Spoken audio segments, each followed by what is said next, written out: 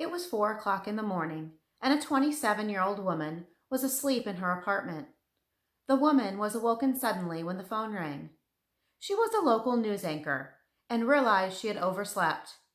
She was late for work. She told her producer, who was on the phone, that she would hurry and head into the station right away. She gathered all of her belongings for the day, had her purse on her shoulder, had her keys in her hands, and headed out into the darkness of the morning. Her car was parked just a few feet away, but something happened before she was able to get to her car. Her belongings were tossed about, and she disappeared, never to be seen again. Hi, I'm Mindy. Welcome to the Missing Link channel. Each cold case and unsolved mystery is just one missing link away from being solved. Hit the subscribe button so you don't miss a video and help us find that missing link. This disappearance took place 25 years ago in Mason City, Iowa. Mason City is located in northern Iowa, less than 45 minutes from the Minnesota border. The population in 1995 was 29,000. Located between Des Moines, Iowa and Minneapolis, Minnesota. Visit MasonCityIowa.com describes the city as a better place to live. Imagine yourself where the best of small town living is combined with big city amenities and sophistication, combined with quality schools, picturesque neighborhoods, access to great healthcare, and excellent employment opportunities. You quickly see why Mason City is a great place to call home. The woman who disappeared from her apartment complex is named Jodi Huisentruit.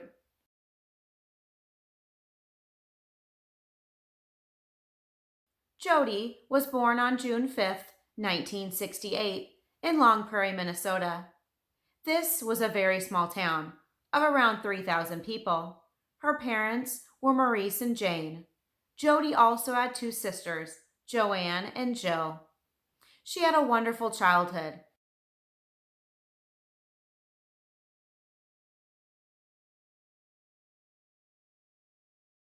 And was always surrounded by friends. In high school, her father, who was described as being very close to Jodi, passed away. Jodi was described as bubbly, fun, a true people person, and very caring. She was on the basketball team and golf team in high school. She won 2 golf high school championships. After high school, Jodi attended St. Cloud State University in Minnesota and majored in communications. Jodi joined the TV news network on campus. She graduated in 1990. After college, she worked in Cedar Rapids, Iowa for a few years, then moved back to Minnesota for a couple years, and then took a morning and noon anchor position in Mason City, Iowa in 1993. Jodi worked for a CBS affiliate channel called KIMT. Her morning show was called Daybreak, and she hosted the noon show as well. In 1995, Jodi was 27 years old, 5'3", and approximately 120 pounds, and she had a Minnesota accent. She was a stunning, beautiful blonde. Her friends described her as an all-American girl, very friendly and trusting, who knew how to have a good time, loved to travel. Sending cards through the mail to her family and friends was something she truly enjoyed.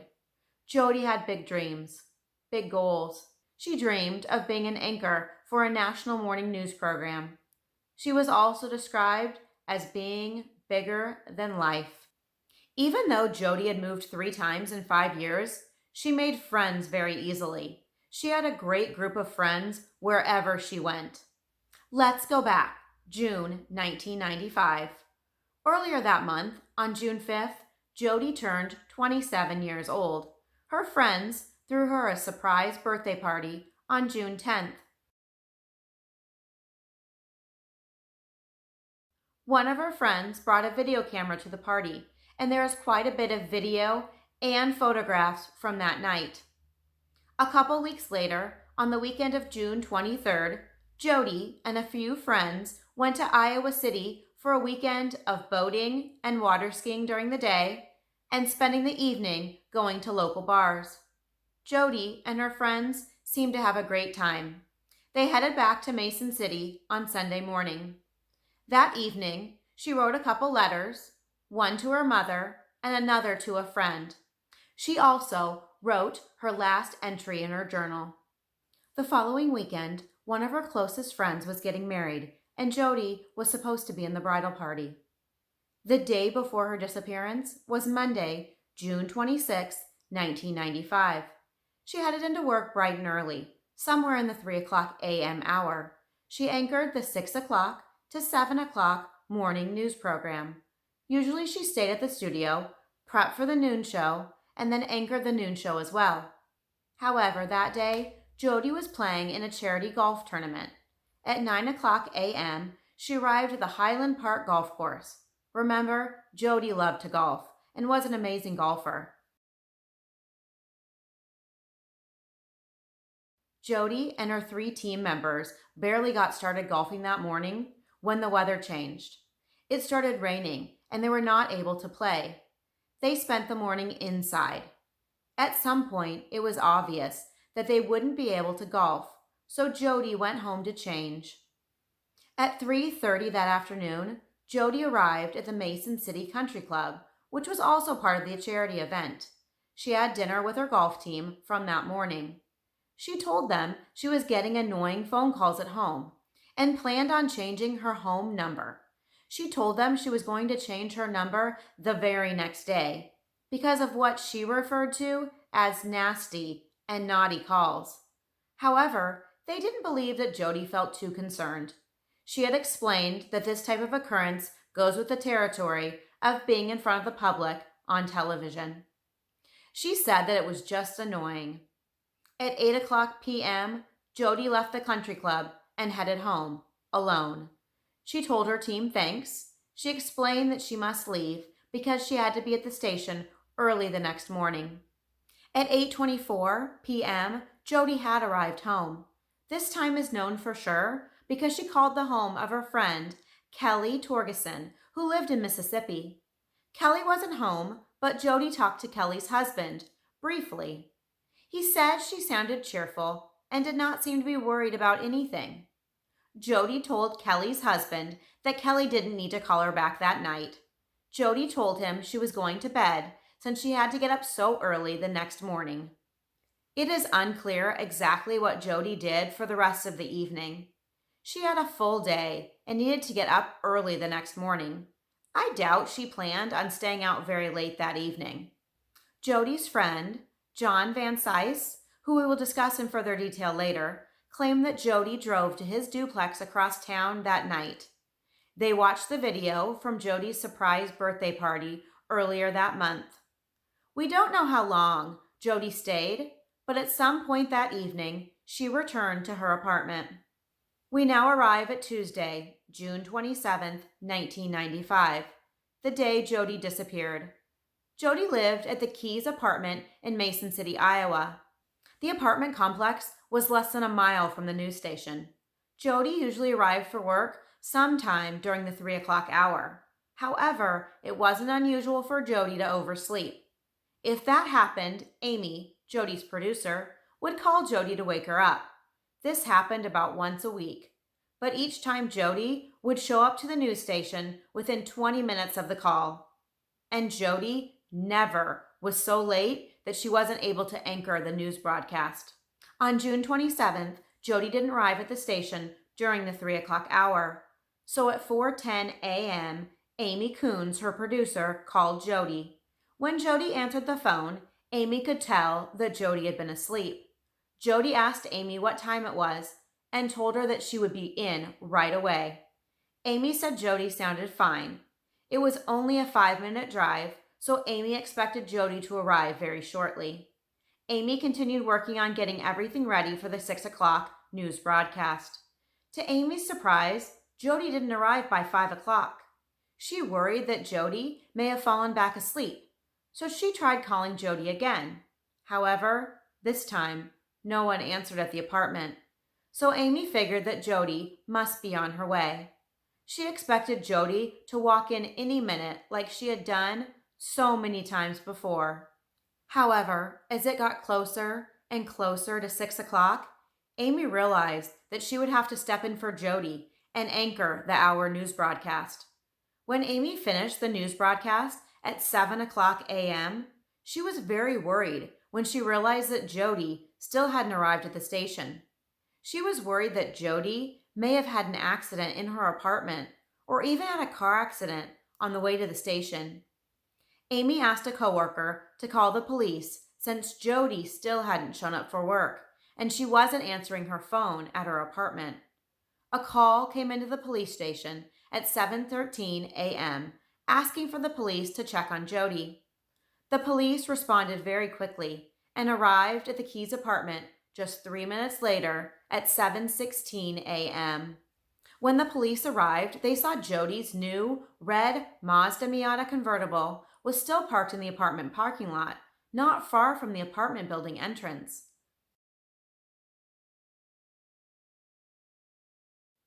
The police described it as being just steps away from the building, actually, the closest parking space to the building entryway.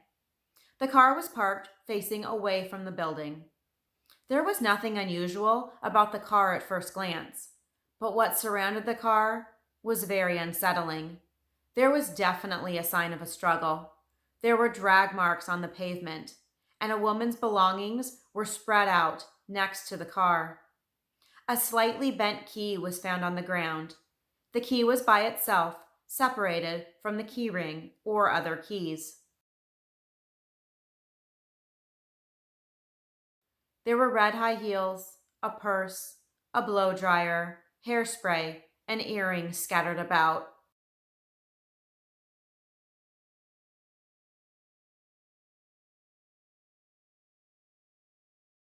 Upon further investigation of the car, it was determined that there was a palm print on top of the car, and the driver's side mirror was pushed backwards in the wrong direction. Not long after the police arrived, someone from the police called Robin, who was one of Jodi's closest friends. They asked if Jodi was with her. She told them that Jodi was at work. They explained to her that Jodi's belongings were scattered around her car and she had never arrived at the news station. Robin headed to the station where she worked as well, hoping to get more information about Jodi. The police were still at the Keys apartment. They decided to check inside Jodi's second floor apartment. Most things in the apartment looked normal. It just looked like someone had left in a hurry. Nothing seemed to be missing. There didn't seem to be a struggle. The bed appeared to have been slept in. The only odd thing the police mentioned was that the toilet seat was up, implying that a male had used the toilet last. There were also multiple beer cans in the sink. Jodi used to rinse out the cans and leave them turned upside down in the sink to drain out. There were cans of the beer that Jodi drank, and then there was another type of beer as well. There was no sign of Jodi in her apartment, and no blood was found at the scene. That morning, while the police were conducting their investigation, Jodi's friend John stopped by the apartment complex. He told the police that Jodi had come to his house the night before. We will discuss this even more later. The police began searching the immediate area surrounding the apartment complex. They searched the Winnebago River, which was near the apartment. A public park on the other side of the river was searched as well. Many people joined the search to help locate Jodi or any evidence that may be linked to her disappearance. The police believed that perhaps she was dragged to the area of the river or the public park if she wasn't placed in a car. They continued to search the riverbank in the following days as well, but there was no sign of Jodi or any evidence found. The police also searched the newsroom and Jodi's desk at work, but nothing of value was located. The police had very little to go on. There was not much evidence at the crime scene. No body has ever been found, and there were no witnesses to the crime that ever came forward. Soon, some neighbors contacted the police. More than one stated that they heard a scream about 4:30 a.m. on the morning of Jodi's disappearance, but they didn't look out the window towards the sound of the scream, and no one called the police at that time. What is also strange is that the police didn't arrive on the scene until after 7 o'clock. You would think numerous people would have left their apartment and headed to their vehicle earlier that morning. It was a Tuesday morning. Did no one notice the items surrounding Jodi's car? Did they not think this was so strange? Why did no one call the police? Very little forensic evidence was found at the crime scene. There was the palm print found outside the car. There was also a strand of hair collected. There isn't much known about this strand of hair.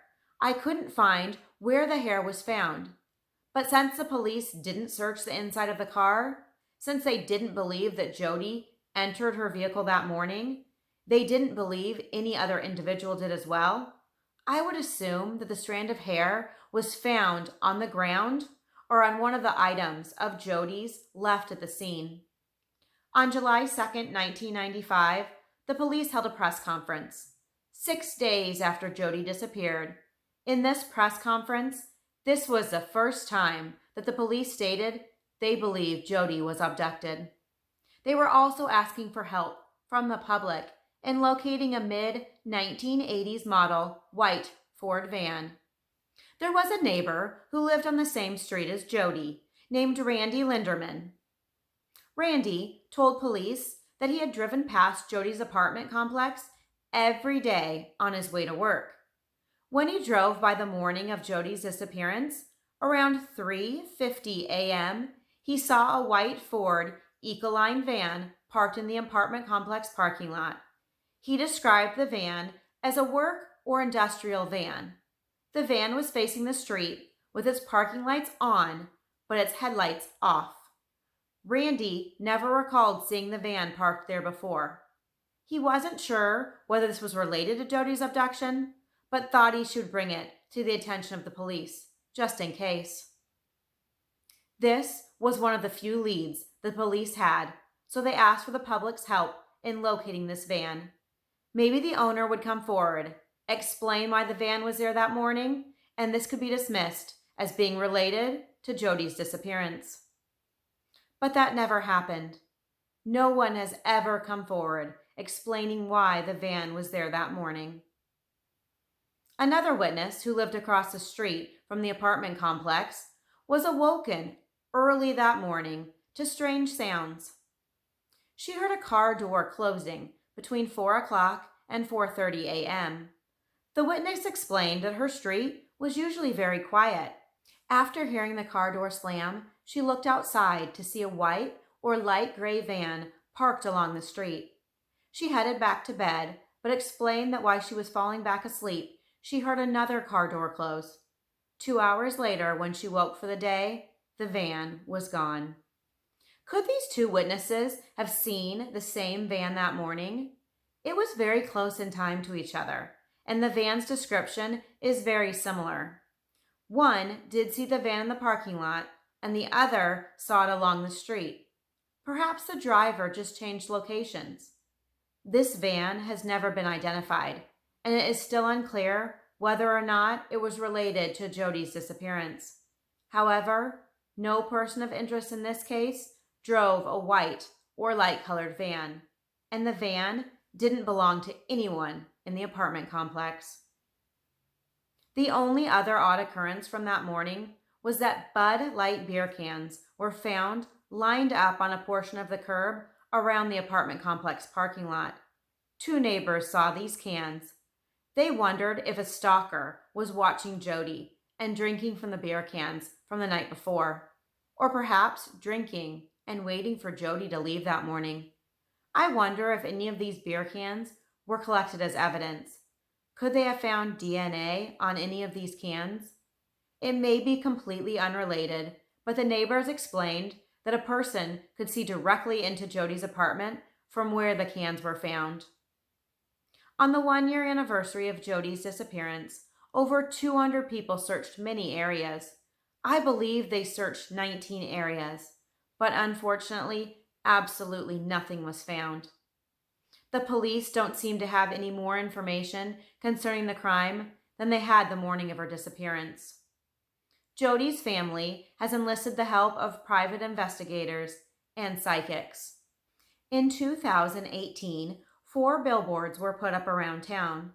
They had a photo of Jodi with a caption, "Someone knows something. Is it you?" One billboard was vandalized. The name Frank Stearns was written in huge letters with the words "Machine Shed" written after his name. Frank was a police officer that had previously worked on the case. The people vandalizing the sign were caught on tape, but these people have never been caught. I wonder whether they were trying to leave a clue or whether they just wanted to vandalize the sign. They had to know at least a little about the case because they knew the name of the police officer. But machine shed isn't a great clue. There had to be hundreds of machine sheds in the area. In 2020, a private cold case investigator named Steve Ridge was interviewed. He used to live in Iowa. He has been working on this case for a long time. An informant recently told him that they destroyed critical evidence in the days immediately following Jodi's abduction. This informant had been interviewed by the police around the time of the abduction. Steve, the PI, turned over this information to the police. This information leads me to believe that multiple people were involved or at least knew about the abduction. Maybe this information can finally resolve this case. Steve believes that the informant may have panicked at the time, and that is why they destroyed the evidence. Maybe they feared for their lives after being questioned by the police. Steve believes this information will lead to the perpetrator and the case will be solved. We will discuss this in further detail a little later as well. Let's look back at Jodi's car. The police had it towed away from the scene, but the inside was never examined. They only processed the outside of the car. The car was then turned back over to the family, where it was later sold. In the last couple years, people went looking for the car. They found it, but since it had been so many years, there wouldn't be much evidence left. The police have mentioned that they should have kept the car for longer, and they should have inspected it further, especially the inside. It may not have held any answers since Jodi didn't make it to her car that morning, but since it was not examined, we will never know. Let's discuss what could have happened that morning in June 1995. Was someone lying in wait for Jodi that morning? Did someone know which apartment was hers? Were they watching her window from that white van, just waiting for the lights to turn on in her apartment? Just a little after 4 o'clock, when Amy called and woke up Jodi, Jodi would have turned on her lights in her apartment. Did this person see the lights turn on in the early morning hours, knowing she was awake? Then, waiting for her to turn the light off in her apartment and head down the stairs and out the door. The police believed it would have taken only 10 to 12 seconds for Jodi to walk from her apartment building door to her car. This doesn't leave a lot of time for someone to catch up with Jodi and grab her. This person had to have been just steps away from Jodi when she walked out of the building that morning. The abduction had to have happened between 4:15 and 4:45. Actually, it was probably closer to 4:30 or 4:45. If Amy called Jodi at 4:10, it would have taken her a little bit of time to collect her belongings that she needed to take with her that morning to the studio so she could get ready there. Perhaps she even took a fast shower, since she had a blow dryer in her hands. Maybe her hair was still wet. Amy mentioned she thought Jodi was alone in her apartment that morning, but that would be hard to know for sure. If there was someone else in the apartment, Amy would only know this if Jodi mentioned it or if Amy could hear someone in the background. Remember, the key to Jodi's car was found bent. Perhaps Jodi made it all the way to the car that morning, and she had just placed the key in the lock when she was attacked. This would help explain why the key was bent. So what happened after Jodi was attacked? She had either just got to her car or was still walking there. It would have been dark outside that time of morning, but I would assume the apartment complex parking lot would have lighting. Some neighbors did report hearing a scream that morning. It was probably just one scream, because I believe if Jodi would have kept screaming, someone would have looked out their window, or at least called the police.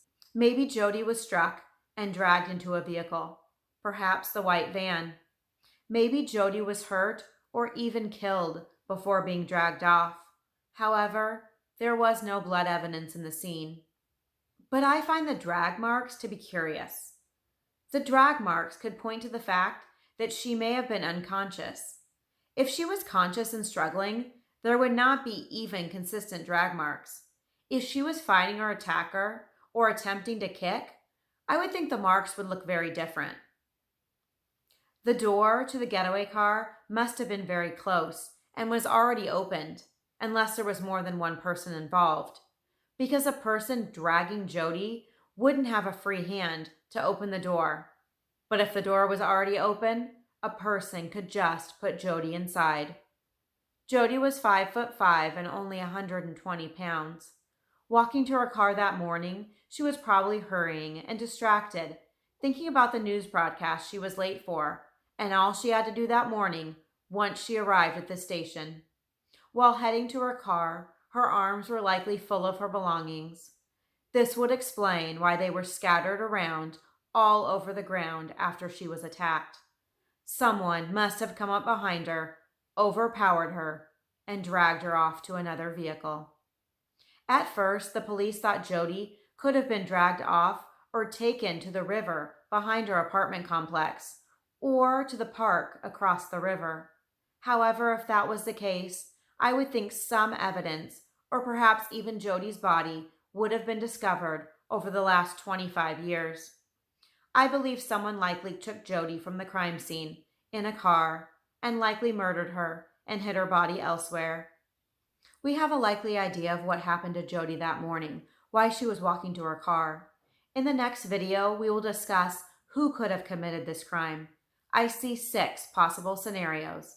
Number 1, Jodi left on her own power. Number 2, the abduction was a theft gone wrong.